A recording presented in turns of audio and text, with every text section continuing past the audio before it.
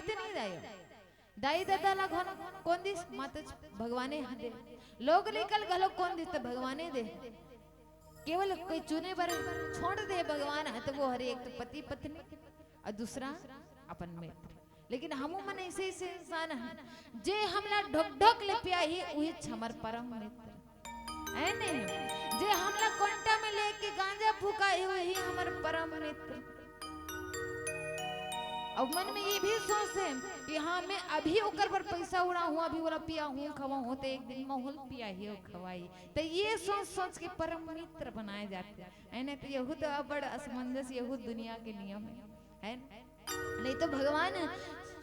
श्री कृष्ण और सुदामा के ओकर भक्ति ला देखो ओकर प्रेम ओकर मित्रता ला देखो ओकर से बड़े आज तक की दुनिया में मित्रता के भाव कहीं सुने पर मिले नहीं मिले है। अगर मित्रता हो तो वैसे हम आज हम धन दौलत